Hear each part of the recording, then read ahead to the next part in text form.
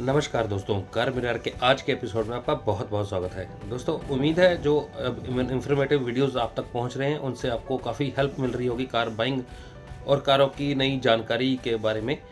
तो आज की दोस्तों जो वीडियो है वो, क्योंकि सोनेट अब रिवील हो चुकी है, ऑलमोस्ट सारे वेरिएंट्स वाइज एक्सप्लेनेशन मैंने पिछले वीडियो में कर भी दी थी। उसके लिए आई बटन पर क्लिक करके चेक कर लीजिए, उसमें सब कुछ डिटेल में दे रखा है। और नेक्सन के बारे में मैं सारे वेरिएंट वाइज एक्सप्लेनेशन कर दी थी, उस पर भी मैंने आई बटन पर क्लिक कीजिए, उस पर भी सारा कुछ आपको मिल जाएगा, सारी डिटेल मिल जाएगी उसके बारे में। लेकिन अब दोनों गाड़ियाँ राइवलरी में तो ऑलमोस्ट बराबर है, क्योंकि ये वेन्यू और सोनेट ये एक ही गाड़ी गिनी जाती है, इंजन सेम है, प्लेटफॉर्म शेयर करती हैं।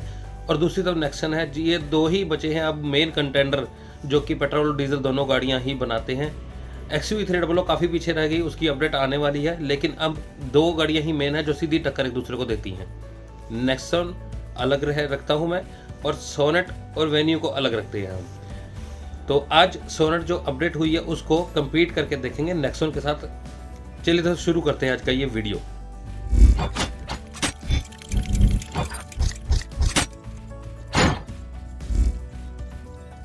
दोस्तों, साइज़ के बारे में पहले बात करते हैं, फिर डायमेंशंस की बात करेंगे, और फिर एक्सटीरियर इंटीरियर के साथ फंक्शनलिटी के हिसाब से प्रैक्टिकली कौन सी गाड़ी वैल्यू फॉर मनी ज़्यादा बेहतर बनती है उसके बारे में। हालांकि प्राइजेज रिवील नहीं हुए हैं अभी, 20 तारीख को गाड़ी प्रॉपर तरीके से हमें दिखाई जाएगी, पता लग जाएगा गाड़ी का। और इसके बारे में जो सारी प्राइजेज की जो जानकारी है वो जनवरी 2024 के अंदर हमारे पास आएगी। कुछ अच्छी चीज़ें भी जुड़ी हैं और कुछ चीज़ें रह भी गई हैं, उसके बारे में बात करते हैं। दोस्तों, साइज़ देखते हैं पहले दोनों गाड़ियों में क्या क्या है। 3995 यानी कि अंडर 4 मीटर ये गाड़ियाँ दोनों ही हैं, तो दोनों टैक्स बेनिफिट से उठाती हैं, तो प्राइस काफ़ी कम्पिटिटिव होने वाले हैं। विड्थ की बात करूँ 1642 लेके चलती है सोनेट, और नेक्सन की 1620 है। अगर चलें हाइट के अंदर तो 1790 लेके चलती है सोनेट, और नेक्सन 1804 है। बूट स्पेस की बात करूँ तकरीबन एक जैसा है, 385 382 एक ही जैसा, कोई इतना खास फर्क पता भी नहीं लगेगा इनका। ग्राउंड क्लियरेंस मामूली सा फर्क है, 205 mm की सोनेट की है, नेक्सन की 208 mm की है। अब करें अगर इंजन्स की बात, तो इंजन्स के अंदर काफ़ी डिफरेंसेस हमें देखने को मिलते हैं। जहाँ पे 2 इंजन लेके चलती है नेक्सन, वहाँ पे 3 इंजन की ऑप्शन लेके चलती है सोनेट। 1.2 लीटर का नेचुरली एस्पिरेटेड इंजन है, जो कि मेरे हिसाब से इस गाड़ी के लिए नहीं बना हुआ। जस्ट एक छोटी गाड़ी का इंजन इसके अंदर डाल दिया गया, ताकि बजट बायर्स के लिए बड़ी गाड़ी देना एक विकल्प बन सके। सबसे बड़ी बात तो दोस्तों यही है कि 1.2 लीटर वाला जो इंजन है वो छोटी गाड़ियों में यूज़ होता है, खासतौर पर Hyundai की गाड़ियों में वही वाला इंजन इसके अंदर डाला गया, तो अंडर पावर फील होता है।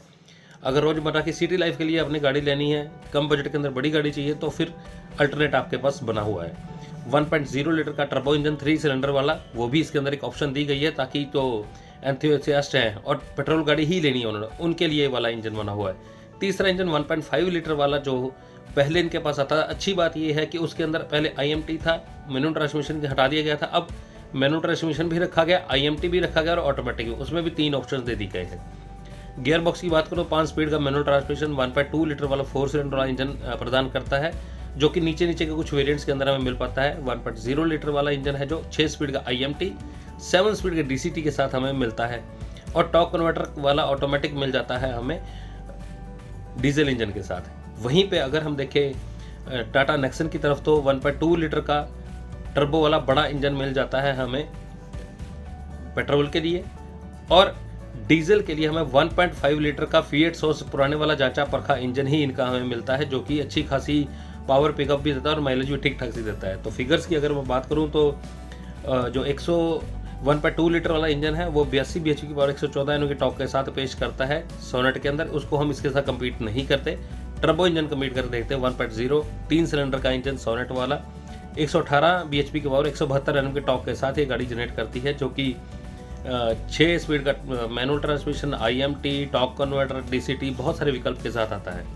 वहीं पे अगर मैं देखूं 1.2 लीटर वाला इंजन जो टर्बो में नेक्सन के पास है, वो इंजन 170 Nm की टॉर्क पेश करता है 118 bhp की पावर के साथ। तो ये सारा कुछ तकरीबन एक जैसा दोनों गाड़ियों के अंदर है, लेकिन इसके अंदर विकल्प 5 स्पीड का मैनुअल ट्रांसमिशन लोअर वेरिएंट के लिए, जो सस्ती गाड़ी जिन्होंने लेनी है उनके लिए, 6 स्पीड का मैनुअल ट्रांसमिशन थोड़े से ऊपर वाले वेरिएंट्स में मिल जाता है, फिर 6 स्पीड का ऑटोमेटिक भी है, और 7 स्पीड का डुअल क्लच ट्रांसमिशन भी है।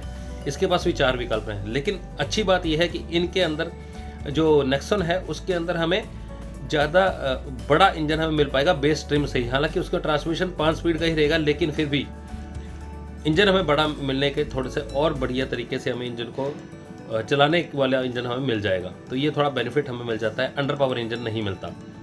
तो जो 1.5 लीटर डीजल इंजन है तकरीबन एक जैसी पावर ही है दोनों की। 114 Nm की पावर जनरेट करता है सोनेट का, 113 Nm की टॉर्क जनरेट करता है नेक्सॉन का इंजन। 250 और 260 Nm की टॉर्क है, तो तकरीबन एक जैसे इंजनों कोई खास फर्क नहीं है। वहीं पे 1.2 लीटर 1.0 तकरीबन 17-18 की एवरेज क्लेम करते हैं सोनेट वाले। वहीं पे अगर हम नेक्सॉन की बात करें तो 1.2 लीटर का टर्बो इंजन भी हमें 17 के करीब की ARI सर्टिफिकेट माइलेज क्लेम करते हैं। डीजल इंजन की बात की जाए तो 24-23 को खास फर्क नहीं है, एक जैसी ही पावर और एक जैसा ही हमें डीजल में माइलेज भी प्रदान होती है। तो यहाँ पे दोनों गाड़ियाँ नेक टू नेक है। बस यही है कि जो बेस वेरिएंट है, निचले वेरिएंट है, सस्ती गाड़ी जरूर आपको सोनेट मिल जाएगी, लेकिन सस्ती होने के साथ साथ हमें अंडर पावर इंजन भी मिलेगा जो कि हैचबैक वाला इंजन था। आगे चले तो जो फैसिलिटीज़ इनके अंदर कॉमन फीचर्स अब ढेर सारे हैं, क्योंकि अपडेट अभी ताज़ी की गई थी 2-1 महीने पहले नेक्सन, और अभी परसों ही हमने वीडियो बनाई थी सोनेट के बारे में जो अपडेट हुई है। अब फीचर्स के लिए पर्टिकुलरली अगर इनसाइड द केबिन देखें तो काफ़ी सारी चीज़ें कॉमन है, जैसे कि 10.25 इंच का टच स्क्रीन इंफोटेनमेंट सिस्टम और MID दोनों ही कलर्ड LCD और MID दोनों मिल जाते हैं हमें दोनों गाड़ियों के अंदर ही। सनरूफ दोनों गाड़ियों में, वेंटिलेटेड सीट्स मिल जाती हैं, वेंटिलेटेड सीट मिल जाती हैं, ऑटोमेटिक AC मिल जाता है, क्रूज कंट्रोल मिल जाता है। ये सब चीज़ें कॉमन है। इतनी लंबी लिस्ट है कि उसके बारे में अब बात करना कुछ मेरे हिसाब से इतना कोई लंबा बड़ा इशू नहीं है, कि ये चीज़ें सबको पता है। मेन जो डिफरेंस है दोनों गाड़ियों के अंदर ये है कि जो सोनेट है वो थोड़ा सा एज लेके जाती है फीचर्स के मामले में। सबसे बड़ी बात उसके अंदर ADAS का लेवल 1 जो दिया गया है, जिसके अंदर 10 तरह के फीचर्स सेफ्टी के साथ में डाल दिए गए, वो थोड़ा प्लस पॉइंट है। और दूसरी बात वो, हाँ, ये भी ध्यान रखने वाली है कि वो टॉप ट्रिम में ही मिलेगा हमें। दूसरी बात है दोस्तों, उसके अंदर हाइट एडजस्टेबल जो ड्राइवर सीट है वो पावर्ड है, इलेक्ट्रिकली एडजस्टेबल है वो, जबकि नेक्सॉन के अंदर आपको मैनुअल मिलेगा। लेकिन वो प्राइस डिफर देखना पड़ेगा कि वो वैल्यू फॉर मनी वो वाला एस्पेक्ट बनता है नहीं बनता है, कि जब इसके प्राइस आ जाएंगे फिर उसके बाद हम इन चीज़ों के ऊपर गौर कर सकेंगे। लेकिन फैसिलिटी दी गई है, ये चीज़ नेक्सॉन के अंदर मिसिंग है। नेक्सॉन के अंदर क्या खासियत है, हम सेफ्टी वाला एस्पेक्ट लेके चलते हैं। हाँ, माना लेवल 1 के उसके अंदर दिया गया है, लेकिन क्रैश टेस्ट आज तक नहीं हो पाया उसका। नेक्सॉन जांची पर की एकमात्र ऐसी गाड़ी और अपने सेगमेंट में पहली ऐसी गाड़ी है जिसने कि 5 स्टार रेटिंग हासिल की थी क्रैश टेस्ट के अंदर। तो इसके लिए कोई शक नहीं कि अब वाली गाड़ी भी उससे कुछ बेहतर ही स्कोर इसके लेके आएगी, लेकिन सोनेट का आज तक क्रैश टेस्ट नहीं हो सका। हालांकि बिल्ड क्वालिटी के मामले में नेक्सॉन बेहतर है, लेकिन पेंट क्वालिटी के मामले में और अंदर की फिट फिनिश, जो प्लास्टिक की फिट फिनिश की क्वालिटी है, वो आपको ज़्यादा बेहतर नजर आएगी सोनेट के अंदर। नेक्सॉन के अंदर आपको 3 लेयर वाला डैशबोर्ड नजर आएगा, देखने में थोड़ा मॉडर्न, थोड़ा स्टाइलिश सा लगता है। बाकी लेआउट का जो डिज़ाइन है वो अपना अपना एस्पेक्ट है देखने का, कैसा देखने को लगता है। सीट का कंफर्ट देखें, सीट के कंफर्ट के अंदर भी नेक्सॉन बाजी मार जाती है। थोड़ी सी बेहतर सीट कंफर्ट दिया गया है शुरू से ही, चाहे वो टियागो हो, चाहे टिगोर हो, चाहे नेक्सॉन हो। सीट्स के मामले में अपने जो प्रतिस्पर्धा है उसमें काफ़ी आगे निकल जाती हैं ये गाड़ियाँ। तो नेक्सॉन थोड़ा एज लेके जाती है इस मामले में। फीचर और फिट फिनिश के मामले में सोनेट थोड़ी आगे निकल जाती है। पॉइंट क्वालिटी के मामले में सोनेट आगे निकल जाती है, लेकिन फीचर्स के साथ साथ सेफ्टी क्रैश टेस्ट में प्रूव किया हुआ अपने आप को, वो नेक्सॉन है। आगे चलो तो एक्सटीरियर की बात करें, एक्सटीरियर में सब तकरीबन एक जैसे फीचर ही हैं, जैसे LED DRLs हैं, प्रोजेक्टेड हेडलैम्प्स हैं, टेल लाइट है वो भी LED हैं, तो दोनों गाड़ी में सेम ही है। अलॉय व्हील्स मिल जाते बड़े खूबसूरत से। लेकिन एक्सटीरियर में जो डिज़ाइन को जो पसंद करने का मैटर है वो अपना अपना है। किसी के व्यू में नेक्सॉन अब वाली अच्छी है, किसी के व्यू में पिछली वाली अच्छी थी। सोनेट के मामले में उल्टा है। सोनेट के मामले में सोनेट पिछली बार जो आई थी 2020 में सितंबर में लॉन्च की गई थी, उससे लेके अब तक को खास बड़े बदलाव नहीं किए गए, और अब वाली जो है उसके अंदर भी कोई खास आपको बदलाव देखने को नहीं मिलेगा। दूर से देखेंगे तो आइडेंटिकली वही लगेगी आपको पुरानी वाली आ रही है। मेनली फोकस किया गया है इसके फीचर्स के ऊपर, कि फीचर ज़्यादा डाल के गाड़ी को कुछ ज़्यादा चेंज नहीं किया गया। आप चाहे फ्रंट से देखें, साइड प्रोफाइल देखें, अलॉयज जरूर आपको 2-3 तरह के अलग अलग alternate depending on the variants मिल जाएंगे।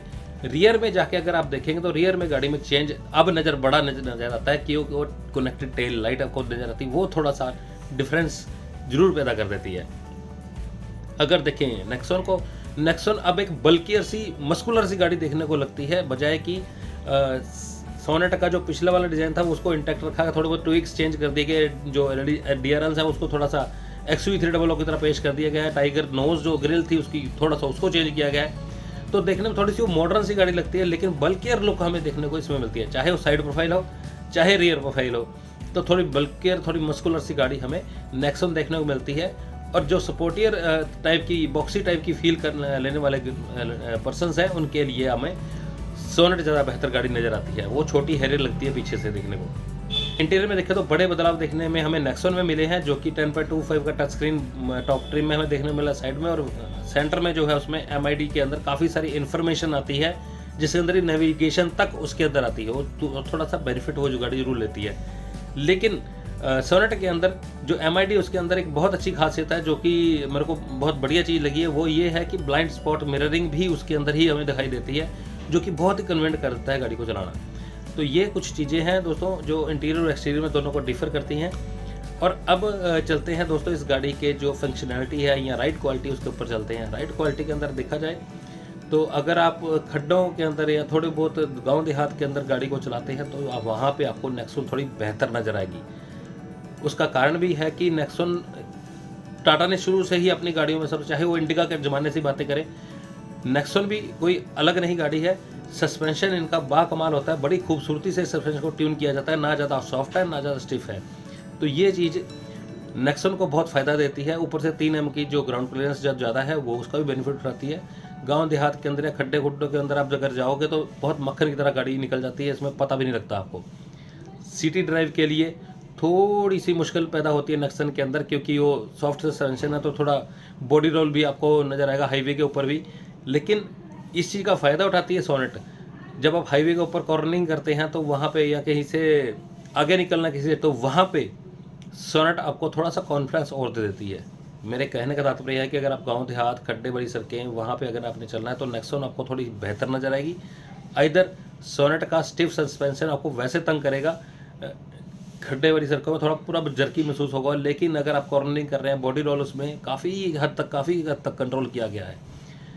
तो दोस्तों इन चीज़ों को अगर देखें, सारे एस्पेक्ट्स हम चेक करके देखें, तो मेरे हिसाब से गाड़ी अगर आपने लेनी है ऑटोमेटिक और आपने चलना है सिटी ड्राइव के लिए ज़्यादातर, और हाईवे पे कभी कभी जाना है, तो फिर आपके लिए बनी है सोनेट। अगर आपने गांव देहात, खड्डे, बड़ी सड़कें हैं और मैनुअल ट्रांसमिशन वाली गाड़ी लेनी है, तब आप जाइए नेक्सॉन के अंदर, क्योंकि ऑटोमेटिक का विकल्प ही नहीं है इनके पास, डीजल के अंदर है। लेकिन डीजल के अंदर छोड़कर पेट्रोल में अगर देखें तो 4 तरह के इंजन पेट्रोल में ट्रांसमिशंस दिए गए हैं, जो कि जिनमें से आप चूज़ कर सकते हो।